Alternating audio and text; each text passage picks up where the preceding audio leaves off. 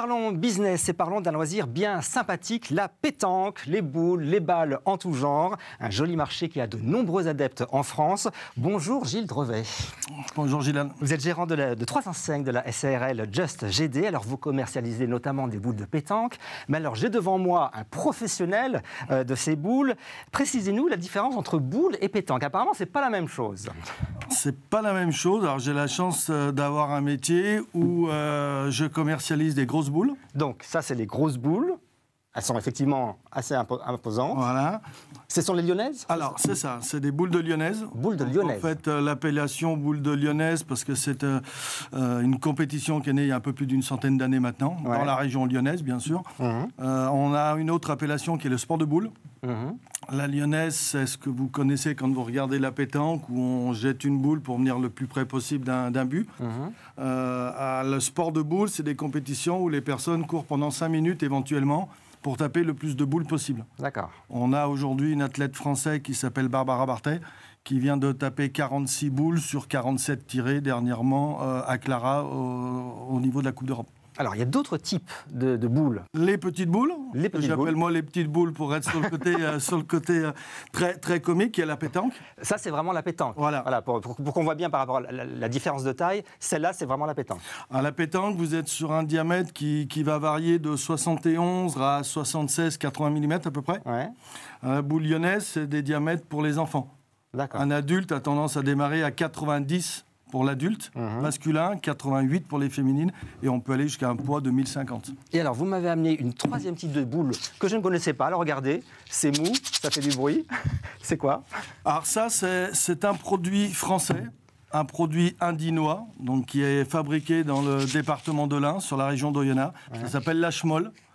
L'Ashmol, voilà. C'est hyper ludique. On touche un petit peu les deux tranches d'âge entre le monde de l'enfance et les adultes, parce qu'il n'y a aucune arrêt de vivre, aucune raison de se blesser. C'est très souple.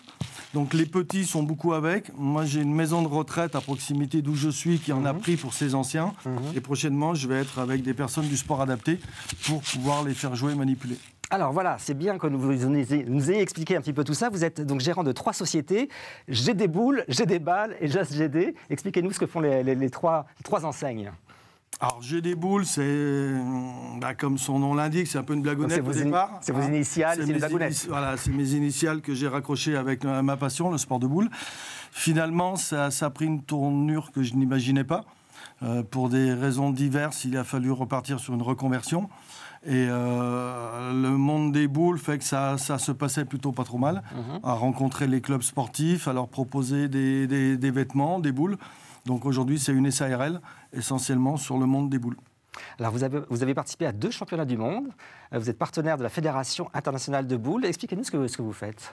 Alors en fait, en parallèle par rapport à ça, j'ai un site e-commerce qui me permet de toucher une palette de clientèle assez large, de pouvoir accrocher les boulistes qui n'ont pas la chance d'avoir des revendeurs, je dirais, comme moi, qui se trouveraient à côté d'eux. Et je participe sur des manifestations locales, régionales, nationales, à des championnats. J'ai fait ces dernières années tous les championnats de France, simple, double, cadrette. Et j'ai eu la chance de participer à 2 championnats du monde, en tant qu'exposant, bien sûr. Un magnifique championnat du monde mixte qui s'est fait l'année dernière à Rumilly.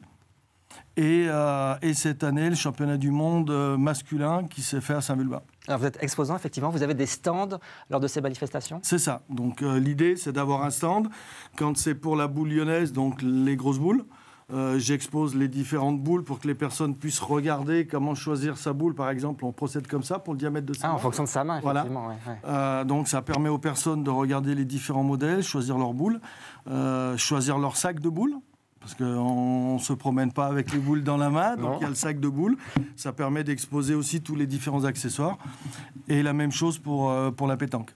Alors, hormis les stands, vous avez bien sûr votre magasin, un magasin de proximité que vous voulez convivial, chaleureux, où il y ait des échanges. L'idée du magasin, c'est pas quelque chose qui était réellement prévu. Ça s'est tout simplement fait parce qu'il fallait que je limite un petit peu les frais, habitant dans le département de l'Aube, ayant des compétitions qui s'orientaient surtout sur la région Rhône-Alpes. J'avais des frais qui étaient trop importants, donc j'ai décidé de me rapprocher de la région de travail. Et le hasard a fait que j'ai atterri dans un village à côté de mon village natal de Cras-sur-Essouze. dans le département de l'Ain. Alors, vous faites beaucoup de rencontres, c'est un univers passionnant, hein. Notamment une jeune Turque, Inci Öztürk, c'est ça, C'est ça. qui est arrivée en France, dans le département de l'Ain. Ouais. Racontez-nous. Bah, en fait, dans les expositions, dans les manifestations, j'ai été appelé par Jérôme Levieux, qui est le président d'un club de Fontaine, qui organise un magnifique concours qui s'appelle le Winter Trophy, donc qui se fait en début d'année, en remplacement d'un concours emblématique qui était le Béraudier. Donc là, vous avez les meilleures nations féminines, masculines qui se rencontrent, internationales, du sport adapté. Et il y a 2 ans, j'ai croisé 2 jeunes demoiselles qui disaient bonjour, parce que c'est pas commun.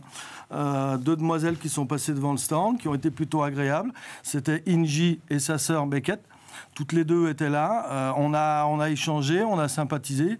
Et aujourd'hui, pour l'histoire, c'est assez marrant, puisque pour l'inauguration de mon magasin, Inji est venue très gentiment pour faire une démonstration auprès des tout jeunes du secteur 13 du comité bouliste de l'Ain, pour être aussi avec les plus anciens. Et elle est en fait la marraine du magasin.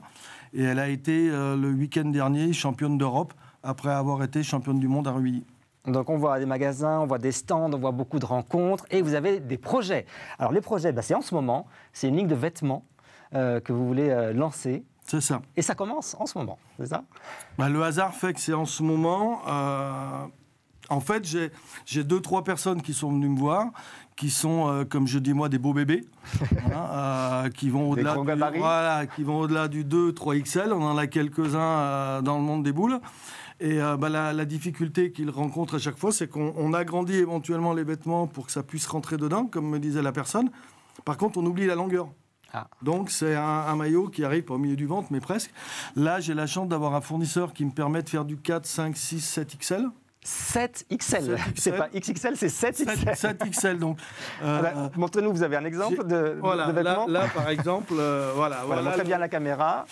Voilà le maillot qui va être remis demain. Voilà. Par rapport à moi. Donc là, on est sur une taille plutôt standard. Ça, c'est standard. Là, c'est quand même très large. Non, on est sur du XL. C'est vous qui avez la taille standard d'un vrai sportif. Là, donc, c'est une tenue que je vais remettre sur le retour demain avec le club des Violettes de Beaune. Donc, facile de comprendre la couleur. L'idée des produits, c'est qu'en fait... ça s'appelle de la sublimation, donc c'est pas quelque chose de nouveau. Mais là, au niveau de ces produits, le club choisit sa couleur, le club choisit son dessin, le club choisit ce qu'il veut pour être différent des autres.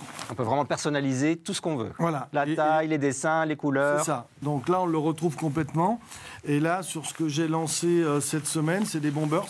C'est la mode, le blouson, le bomber. Donc, plutôt que de proposer un produit avec des couleurs bien définies, en fait, je propose le produit aux personnes. Et c'est les personnes qui vont choisir la couleur du corps, la couleur des manches, la couleur des rayures. Les polos, c'est la même chose. Donc, du 6 ans au 6XL, ça permet vraiment, à mon sens, d'avoir des personnes un peu particulières, pour certains par le physique, et d'avoir un produit comme ils le veulent. Vous m'avez l'air très chargé en emploi du temps, là. Vous faites plein de choses. Vous faites ça tout seul ou il va falloir quand même recruter et vraiment, là on parle business, essayer d'aller un petit peu plus loin? Alors, mon souci, c'est qu'en effet, je m'occupe du site e-commerce. Donc là, les nouveaux produits, c'est moi qui les rentre. Donc je trouve ça très intéressant. Ça m'a permis d'avancer parce que je ne savais pas faire. Mais en effet, il faut rentrer les produits. Là, je suis avec vous. Quand je vais rentrer, il va y avoir quelques commandes à préparer parce que certaines sont arrivées sur le site, donc c'est à mettre en carton, préparer. Les stands aussi, ça fait beaucoup de choses, donc faudra que j'arrive à trouver des partenaires, en effet, pour avancer. Partenaires, recrutement aussi? Partenaires, recrutement, oui, tout à fait. Après, la difficulté, c'est qu'on nous prend beaucoup ce qu'on gagne, donc ça va être d'arriver les impôts en France. D'arriver à trouver le juste milieu pour arriver à vivre et à faire vivre quelqu'un, oui, tout à fait. Avant de nous quitter pour aller plus loin, 2 conseils de lecture. Vous nous avez apporté 2 livres, dont un rare, c'est ça? Alors, il y a un livre aujourd'hui qui sort. On connaît tous Zidane dans le monde du foot. Ah oui, absolument. Là, on a un autre Zidane au niveau des sports de boules. C'est Bernard Cheviette. Bernard Cheviette. Son fils, Christophe, vient de sortir un livre magnifique qui retrace toute la vie de son papa, sa vie de bouliste. Il y a énormément de belles photos, énormément d'anecdotes, des articles qui ressortent de tout ce qui a pu se passer. Ça nous permet de de vivre aussi l'évolution du monde de boules. Et ça, vous le distribuez donc J'ai la chance et l'honneur d'être le seul magasin en France à pouvoir le commercialiser. Voilà, seul magasin qui Christophe a créé un site, Bernard Cheviette, le Mastro, et moi, je peux le commercialiser auprès des personnes qui ne vont pas forcément sur les réseaux sociaux. Et l'autre livre? Et puis l'autre livre, c'est un vrai passionné. C'est Jeff Mickwell, qui a écrit un livre lui aussi sur sa vie, sur son histoire, avec un titre de champion de France qu'il a eu avec Saphir, un titre de champion de France qu'il a eu encore cette année. C'est vraiment deux très belles lectures pour montrer aussi qu'il y a d'autres choses au niveau des boules qui peuvent se créer. Eh bien, merci beaucoup, Gilles Trevet. J'ai appris plein de choses sur les boules, sur la pétanque, sur les vêtements, les livres. On vous souhaite un bon développement pour votre business. Merci beaucoup d'être venu sur notre plateau. Et merci à vous de nous avoir suivis. On se retrouve bientôt pour un nouveau numéro.